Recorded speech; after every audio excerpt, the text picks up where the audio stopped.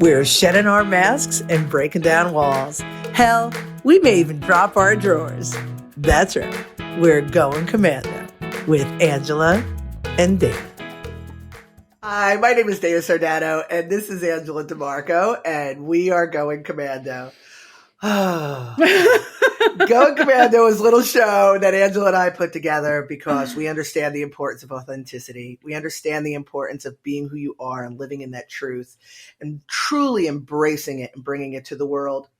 And every single day we engage in that process, and every single day we reap the rewards of doing so. And we're bringing that to you, and we're hoping by doing so, we encourage you to do the same. So thank you for joining us. Good morning, Miss Angela. It's a very special day today. It feels special. It feels special. It does. That was such a beautiful way. You did like a new spin, because usually it's like the same thing every week. But that was really, really beautiful. And also it's important that that everyone know that, obviously we joke, we laugh, we're kind of like delivering a spoonful of sugar with the fart joke, a burp, or whatever it might be, because that's part of the authenticity, is just having fun and just saying everything that we feel as it comes out without worrying about anything and how those words will land, because it's when you have something to say, it's not your responsibility to how the other person's going to receive it. You say it for yourself, you say it for your truth, and you say it, if it's coming from this loving place, it doesn't matter how it lands. It doesn't matter how your behavior lands, as long as you are acting true to yourself. And I think that's the big thing, is everybody's worried about what are people going to think if I act this way, if I say this thing, Yeah. We clearly don't give a fuck. I don't give a fuck. But to add another layer to that, because everything is really about balance and imbalance, everything. So Angela says, and she's absolutely right, that say what's on your mind, be true to yourself. But when it's imbalance, it's mistaken as, I'm going to say whatever the fuck I want, either you like it or not. So let's bring that into balance. True. So let's bring that into balance. And then when we are true to our heart, our heart, a healthy, balanced heart chakra. And when we are true to that and we speak that truth, then it doesn't matter how it's received. True. So, awesome. All right. So if anybody's just joining us for this first episode, we are in the season of balance, season 6, and we're discussing and learning and growing through all of the chakras with Dana's wisdom, and we're using her book Veda Finds Her Crown as our guidepost for these episodes.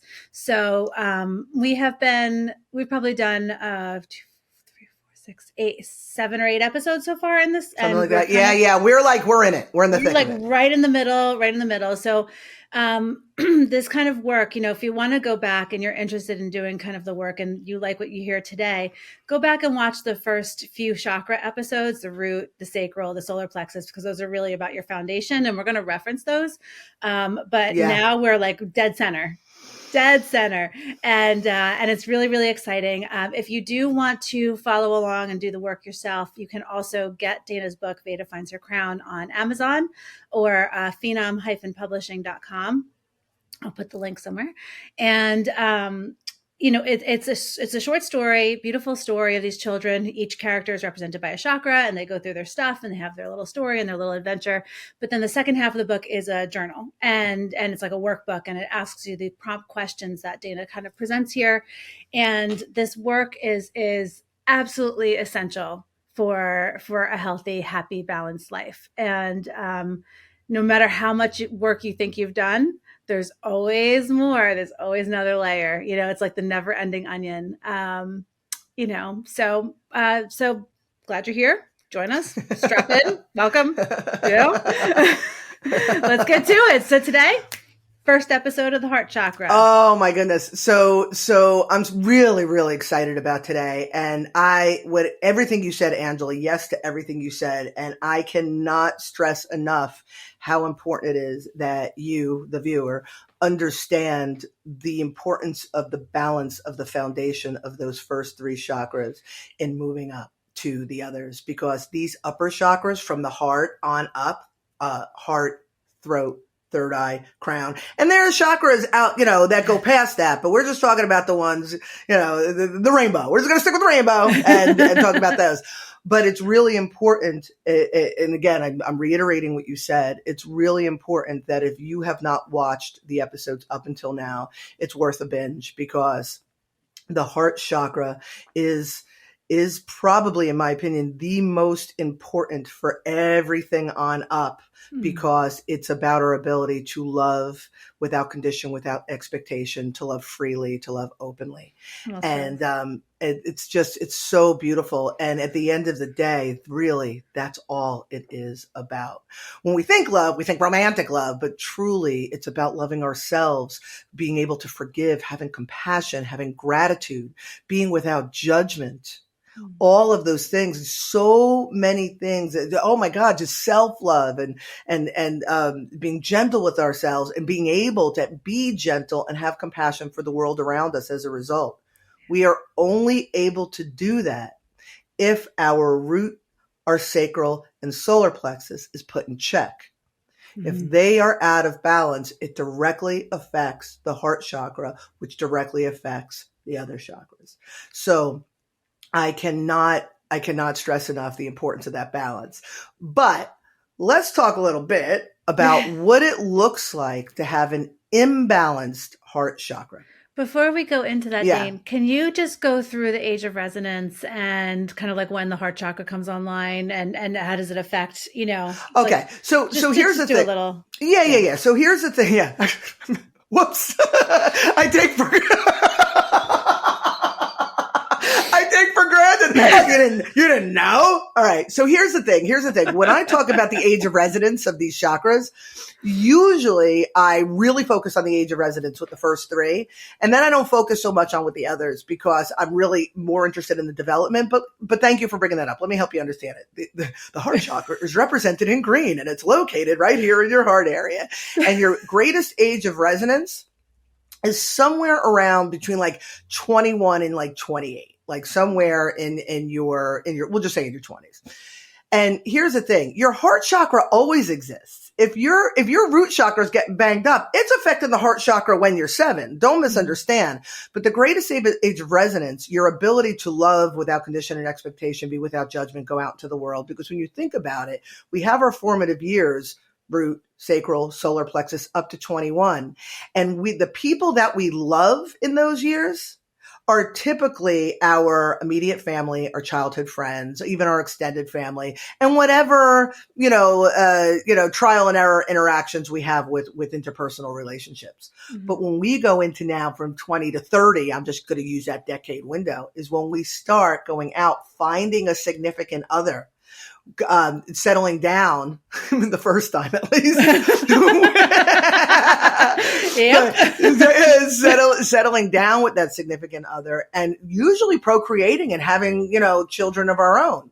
So when you are balanced and you have the ability to love without condition, without expectation, you have the ability to, again, have compassion, be without judgment, have gratitude, all of those things, then not only are you going to align with a partner that has those same abilities, when you have children, it opens up even more. Oh my God, I had no idea what to love unconditionally meant. And then I had children and I was like, my mom sucks. Totally. I had Maddie just before I turned 30, the month before I turned 30. And I remember when they, she pops out, she's all slimy and they stick her on your chest. I felt this like, like this feeling like I will put my life on the line for this creature. Like this thing, it was unexpected. And then like the bad relationships and the bad jobs, none of that mattered, because I was just like, this is what it feels like. 100%. And for me, I had my children just pushing 40. I had them back to back and I was just before 40.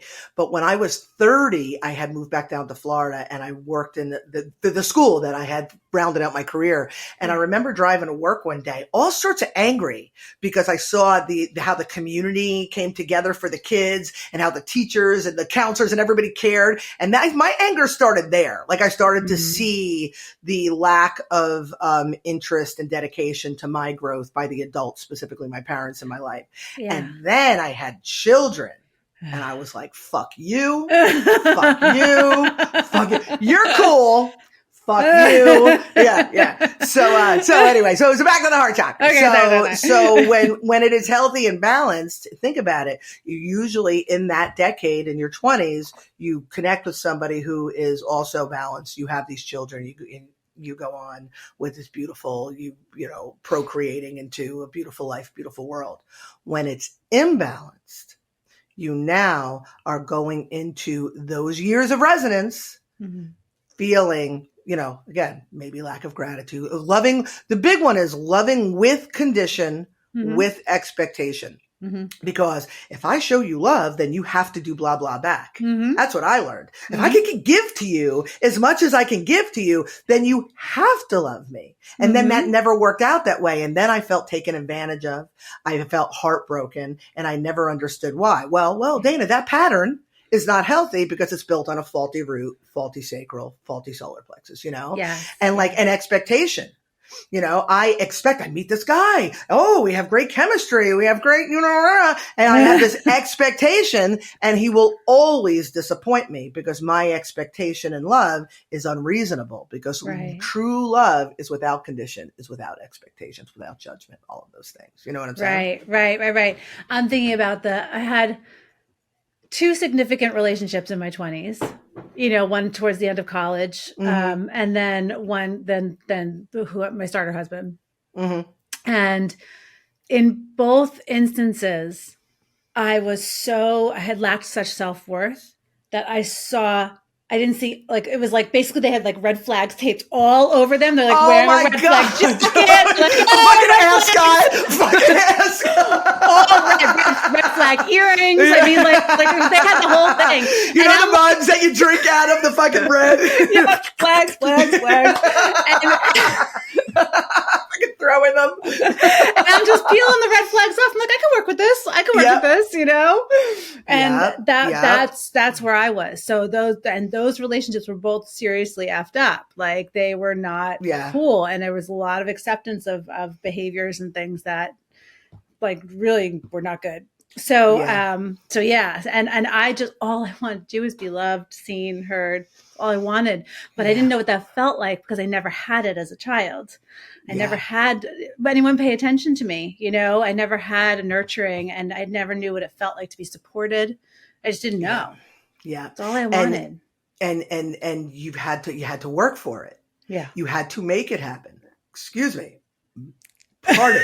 It's been a while. It's been like 3 episodes since I burped. Good. Yeah. Keeping it together. Thank you. Yeah, cheers. So, but think about this for a second. So you learned that both of us, that we had to work harder to be loved. But what does that mean? Well, true free flowing love, it comes naturally. You cannot stop it when couldn't help it, sorry. Sorry. Folks, forgive us. Sorry. Angela's a little deficiente, little. Anywho, but you can't stop it. And I always refer to this quote by David Schwimmer in this movie that I can't remember the name, but he gives a speech at the end and he talks about true love. It is something that when love is absent, you cannot fabricate it. But when love exists, you cannot stop it. And that's what I learned, like when I met Rob. I mean, I was trying to put on the brakes hardcore because I had 2 small children and I didn't want to fuck it up again. You know what I mean? Yeah. And Rob's mother, Robbie, don't rush it, Robbie. don't rush it, right? But we couldn't help it. We got together in October. By January, we were putting an extension on my house. By June, we got engaged. The following year, we got married. When it's right, it's right. But when you're healthy and balanced, you can recognize it's right. How many times, Angela, have we talked about, like, when you know? How the fuck would you know? How would you know? If this is not balanced, how would you know? You know what I mean? But I was talking about Rob. I was talking to Rob the other day about you and me and how we're very similar. And very similar in that we have such open, loving hearts from the time we're children. And all we really wanted to do was to love in whatever way that looks like, because it looks differently for both of us, but we wanted to love and to be loved. That's all we ever wanted. And we learned, however we learned how to love. So we put up with so much. And then when we were given the opportunity to love in a safe environment,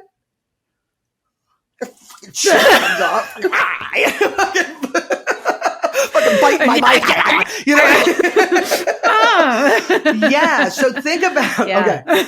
I know. But think about, but I know, dude, I get it. You know what I mean? I get it. It's because that desire to love is so strong. But here's what happens to people. We have different personality types. We have different, degrees of trauma. We have different experiences. So every child comes out of the womb wanting to love. You want to love your parents. Yeah. You know what I mean? Yeah. You want to love. You pick up an inchworm. You learn to fear that inchworm. You know what I mean? You want to you're just bundles of love. Yeah. And then like somebody like you tend, please forgive me if I'm stepping out of line here, but your tendencies were towards clingy because you were neglected. Clingy, people pleasing, doing things for others at the detriment to myself. Anything that I can do to get attention, to feel important, to feel needed, all the things that I didn't have from my child. So yeah. And I would go above and beyond. I'd have like a stack of paperwork and someone would be like, oh, can you help me move? I'd be like, sure. And just put all my shit aside and scramble. Yeah. Like everything was to the detriment of myself, just so that people would like me. Yeah. So that clingy, needy, sort of desperate, no offense, vibe, right? Seriously. And mine outwardly was walls. Like, it's fuck you. You know what I mean? And like, I dare you to try to break through these walls. Right. And a lot of men who were interested, they broke through the wall, which was fucking tissue paper. You know what I mean? Like, you break through the wall. Oh, let me know. You know what I mean? So it's like, here, baby, I just moved the desk a little closer to you. And you're like, oh my God. Thank you.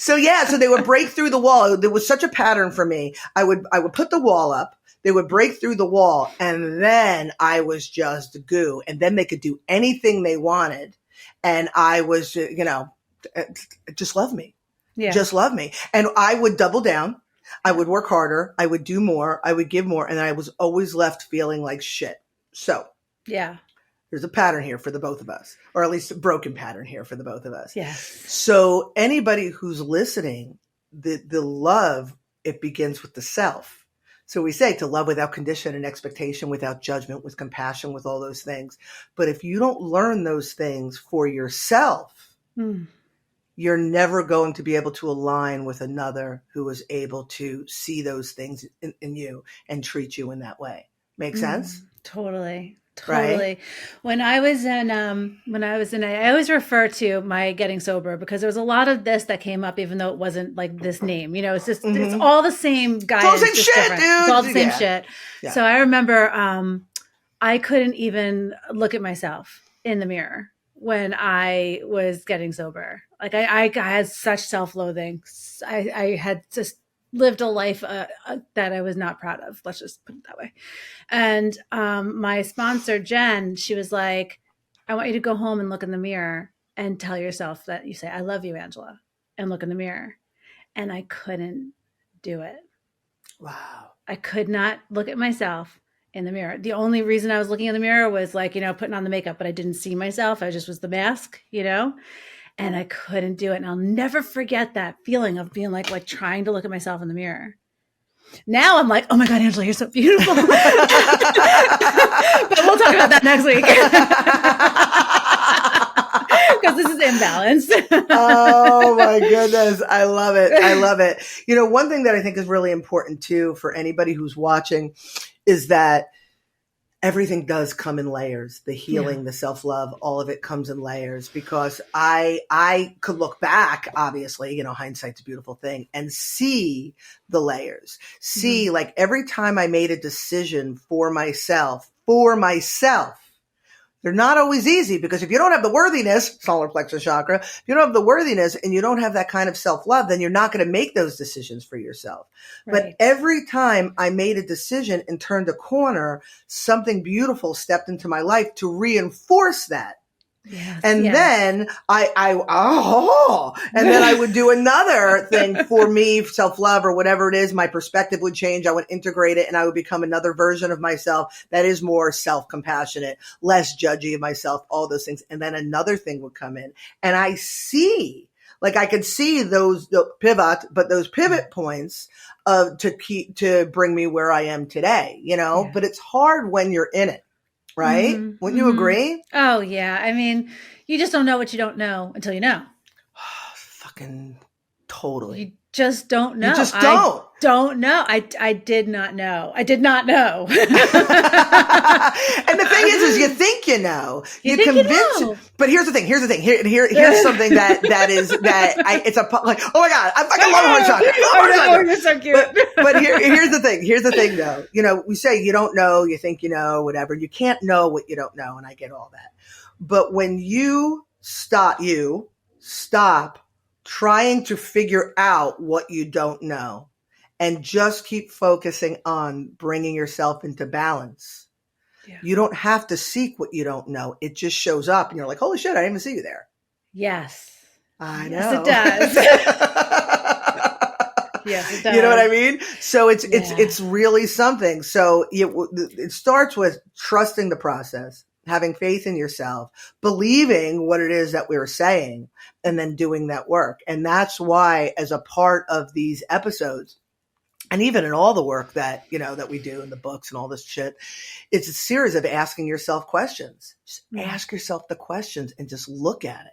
Mm-hmm. And when you look at it and go, oh, wait, there is an imbalance there. I do have a belief around that. I've created a pattern because of that. Let's take a look and see where that came from. Okay. All right. Now we know. All right. Let's rebalance that. Let's restructure the belief. Let's shift the pattern. And then we move on with our lives. And the next thing you know, you're like, oh, this great thing has showed up. It's really an amazing thing. You know what I mean? I mean, Angela, I know in your life, you're seeing this firsthand, and it's so hard to believe. You kind of want to believe. You're like, okay. And then when these magical things show up, you're just like, fuck. It's all worth it. It's all worth it. It's all worth it. It's all worth it.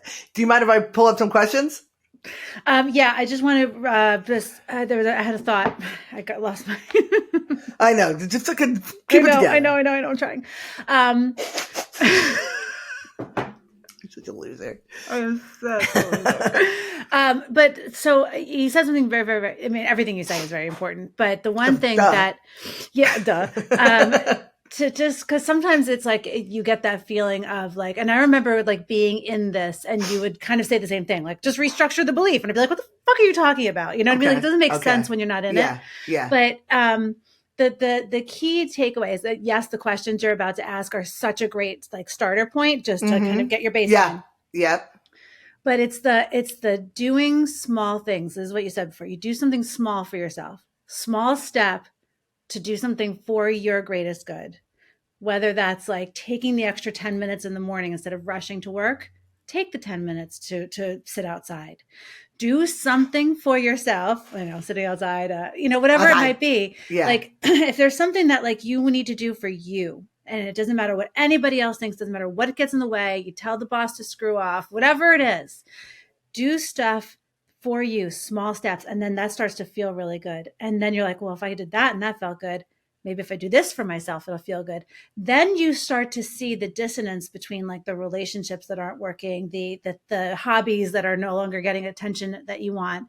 You start to see what those things are because you're in that state of feeling good about yourself. So that's just one way to start to kind of also like you can ask the questions, you can ponder, and you might be using your mask to answer the questions. But if you like take a question and go sit in your car for 10 minutes and think about the question with no distractions, put on some music that feels good in the background and think about the question really deeply and see what happens. And then just be like, what can I do today for myself? Just what can I do for myself after you're in that space? And it's like, you know what? I really, really want to go get that Starbucks drink. I'm going to take an extra 10 minutes and just be late for whatever it is I have to do because I need this. Yeah. Yeah. And if it's super hard for you to do, if you can't bring yourself to do it, then that's when you start contemplating why. You know what I mean? Like Rob always used to have to push me to get pedicures. So that was more for him than for me. And I would go and I would never get the massage on my legs because I had shit to do. And it was too much. And I finally had to ask myself, what is my refusal to sit? Am I not worthy of just sitting and allowing somebody to do so? Like, what is my problem? And then and that's the peeling it back. Like, why can't I do that? And I two things just came to my brain about how, like, and you made such a good point. Like, people are like, you know, I could say, oh, restructure the belief, but like, what does that mean? Yeah. But I can think of two circumstances in my life where somebody had said something to me and it didn't make sense till like 5 years later. Yeah. Yeah. Like what? Well, that was me and you all the fucking time. Like, I'm like talking and you're like 6 months later, I'm like, oh, all right. Right. Yeah, but totally. One time we're going back probably 6-7 years. A friend of mine, she reads auras, psychic type or whatever. And she saw a picture of me and my mother. And she said, I was probably about 24 in the picture. And she goes, wow, just me and her standing next to each other. My mother and I just standing next to each other. And she goes, wow, look how hard you had to try. Wow. Because she was able to read the aura. And after she left, I'm staring at this picture. I'm like I'm standing there, right? But she was able to feel that I had to work for love my whole life, but it didn't make sense to me until now. You know what I'm saying? So like, if these things don't make sense, they will at some point. The other thing, and I love talking about this, I talk about this all the time, about my beef with Oprah. Now we're going back. Oprah and I had total beef. We're going back, what am I, probably close to 20 years ago, 15, 20 years ago. And I smoked. I was a heavy smoker for a long time. And Oprah was saying on one of her shows something about like people who smoke have low self-esteem. And I was like, you know, fuck you, Oprah. No, I don't feel so. Look at me. I'm a badass. I'm Dennis Hernandez. Look at me go. You know what I mean? And I was like, how is that? I smoke and I have high self-esteem. And the point that she was making was everything about smoking, like everything on the box, it will kill you, birth defect, or whatever, all these things, right? All these things they say. And if I am willing to take that cigarette and put it in my mouth when I am told it's not good for me, then clearly I don't have any regard for myself, for my vessel. So even though I didn't understand it at the time because I thought I knew, in hindsight, she makes a very good point. If I know that jelly beans are bad for me, why would I eat jelly beans if I value myself? I have high self-esteem. I care about my body, all of those things and all of those chakras that we talked about. Yeah. So for a long time, I was like, yeah, Oprah sucks, fuck her or whatever. But like in hindsight, she was totally right.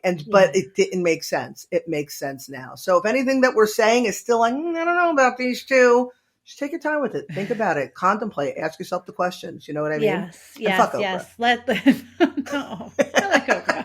I'm just kidding. But let the seeds be planted. You know what I mean? Like because if they're meant for you, you may not resonate, but you're gonna chew on it and you're gonna be like, oh yeah, because I do that all the time with Tina. Yeah, but we all do. That's what she Right. Yeah. So here's what I'm thinking. I'm thinking fuck the questions because we have another whole episode and it will an opportunity to talk about in the episode. But I'll pull a card and we'll close with a card. Okay? Sure, sounds good. So pick a number between 1 and 7. Oh, I like 7. All right. Okay. Right on. All right. Okay. So this is Amo. Amo's so cute. That's my Robbie right there. Amo. It's a delight. Yeah. Oh, there we go. That's my Robbie. Okay. The affirmation, my heart is open and I love myself unconditionally. Okay. The crystal is emerald. All right. Make choices that reflect self-love. Listen to your heart. Block out critical voices and do what your heart tells you. Your heart always knows what's best for you. That's a good one. That's a really good one. That's a good one. That's a really good one. Yeah. Yeah, I love it. I have no comments except for, do it. Do it now. Do it now. I have nothing to add. I do have to share that I'm going to do self-love this week. I am going to see Pearl Jam in Las Vegas. Yes. So excited. That's awesome. My friend from college, So like old friend, I call him my Pearl Jam dealer. He has an extra ticket, and I looked at my finances and I was like, this is stupid. This is stupid. This is crazy. I'll be in at 5 p.m. Because seeing Pearl Jam with my friend John, like who loves them as much as I do, we are just going, it's going to be a religious experience. And nice. It's just worth taking the risk. It's not the wisest thing to do, but you know, this makes my heart happy. I am worth it. I am worth the experience. And the one thing that I'm learning, I continue to learn, that when you're doing something that is true to your heart and you're not doing it out of desperation, you're not doing it for any other reason, but it feels good in the soul, then you always have everything you need. Yeah. You always have everything you need, I just remember one more thing before I pull out my wheel. Yeah. Last week we talked about, I did an instead talk, and I actually talked about your rainbow colored roadmap. I talked about, the chakras and just whatever, our rainbow colored roadmap. I don't need to get any further about it. If any of this resonates with you, I think we should put the link in the notes. Absolutely. It's going to be on your website. So I'll put the link to ubuntufishgallery.com and go under about Dana, right? Cause that's where In the Wild is. Yep. Okay. So ubuntufishgallery.com. And go to About Dana, and you'll see all of Dana's things out in the wild, and we'll have a link there for the Instead Talk. I think that's the easiest way to find it. Yeah, and I think it was like a 45-minute session, but it was 15 minutes of talking and then 30 of interaction. But the recording is only of that 15 minutes. So for those of us with low attention spans, it's really, really good. It's like really rooter to the tutor, like boom, boom, boom, boom. It tells you everything you need to know in a short amount of time. And you were on fire, and you presented it in such a fun way, as you always do. And I was having a good hair day, so that's very important. Day. Yeah, banging. You're extremely charming, and not too many F-bombs. I think there was maybe one. I think there was one. I think I threw a shitty out at the end because I even saw Dennis go. Oh, Dennis. We love you, Dennis. We love Dennis Potoko. God. Dennis Potoko runs Biz Catalyst 360, and it's just this phenomenal platform, and Going Commando's on there, and a bunch of other brilliant writers and contributors. And he runs these things called Instead Talks, where it's a 15-minute oration, so to speak, and then 30 minutes of commenting and talking to the orator. It's like a beautiful, collaboration with the information. It's just an incredible series. So definitely check out Biz Catalyst 360 and support them. Yeah, it was great. There was even some unexpected de-essing. I was like, ooh, say more things like that. That was nice. Yes. So do that again. You got a lot of de-sucking. That was nice. Yeah, I was going to just go with de-essing, but sorry. So for those of you who all right, we need to let's just shut this thing down. Okay, move my mic because I get crazy. Okay, you ready?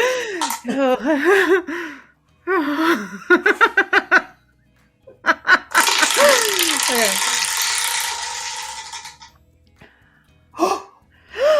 You do motherfucker!